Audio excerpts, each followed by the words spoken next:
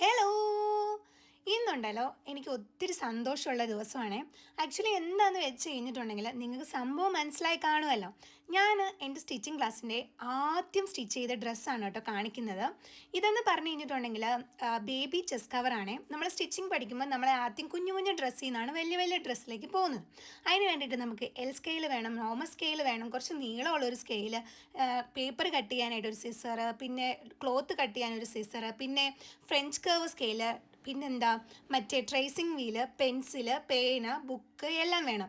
പെൻസിലും സ്കെയിലും ബുക്കും ഒക്കെ നമുക്ക് നോട്ട് എഴുതി വെക്കാനായിട്ടാണ്.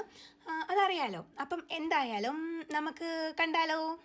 ഇത് വന്നിട്ട് ഫസ്റ്റ് നമ്മൾ മെഷർമെൻറ്റ്സ് എപ്പോഴും അടയാളപ്പെടുത്തുന്നത് നമ്മുടെ ബ്രൗൺ പേപ്പറിലായിരിക്കും. നല്ലപോലെ പഠിച്ചു കഴിഞ്ഞാൽ പിന്നെ നമുക്ക് ക്ലോത്തിലേക്ക് മെഷർമെൻറ്റ് എടുത്ത് വെട്ടാട്ടോ. അപ്പം ഞാൻ ഫസ്റ്റ് ഇന്ന് ചെയ്തത് ബ്രൗൺ പേപ്പറിൽ കുറേ അടയാളപ്പെടുത്തിയിട്ട് അത് വെച്ചിട്ടാണ് ഞാൻ ക്ലോത്തിലേക്ക് കട്ട് ചെയ്തത്.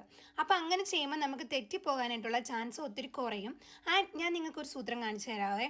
ഇത് കണ്ടോ, ഞാൻ നിങ്ങളോട് പണ്ട് പറഞ്ഞില്ലായിരുന്നു എനിക്ക് ഈ ഒരു സംഭവം എന്തിനാണ് യൂസ് ചെയ്യുന്നതെന്ന് അറിയത്തില്ലെന്ന്. ഇതെന്ന് പറഞ്ഞു കഴിഞ്ഞാൽ ട്രേസിംഗ് വീൽ എന്നാണ് പറയുന്നത്. ഇത് നമ്മൾ യൂസ് ചെയ്യുന്നത് സ്റ്റിച്ച് ചെയ്യാനായിട്ട് നമുക്ക് ബാക്ക് പീസും ഫ്രണ്ട് പീസും കാണും. അപ്പോൾ അത് രണ്ടും കൂടെ നമ്മൾ ഒരുമിച്ചിട്ടതിന് ശേഷം നമ്മൾ സ്റ്റിച്ച് ചെയ്യേണ്ട ആ ഒരു വരയിലൂടെ ഇത് വെച്ച് നമ്മൾ വരച്ചു വിടും. അങ്ങനെ ചെയ്യുന്നത് കൊണ്ട് നമുക്ക് മാറിപ്പോകാതിരിക്കും. അതുപോലെ തന്നെ നമ്മുടെ സ്റ്റിച്ച് കറക്റ്റായിട്ട് നമുക്ക് വരും. പിന്നെ ബാക്കും ഫ്രണ്ടും തമ്മിൽ ഡിഫറൻസ് ഉണ്ടാവില്ല. അങ്ങനെയൊക്കെ. അപ്പം നമുക്ക് റിസൾട്ട് കാണാം.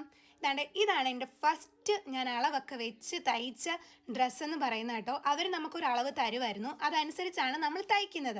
അപ്പം ഇതിന് നമ്മളൊരു കെട്ടൊക്കെ കൊടുത്തിട്ടുണ്ട്. എനിക്ക് സത്യം പറഞ്ഞാൽ ഭയങ്കര ക്യൂട്ടായിട്ട് തോന്നി. ഞാൻ സ്റ്റിച്ച് ചെയ്തതും കൂടെ ആയപ്പോൾ എനിക്ക് ഒത്തിരി സന്തോഷം തോന്നി. ആൻഡ് ഇങ്ങനെ നമുക്ക് കെട്ടിയൊക്കെ കൊടുക്കാം. ഇത് നോർമലി നമ്മൾ ഈ ഉണ്ടാവുന്ന ന്യൂ ബോൺസിനൊക്കെ നമ്മൾ ഡ്രസ്സ് ഇട്ട് കൊടുക്കത്തില്ലേ, അതാണ് സംഭവം.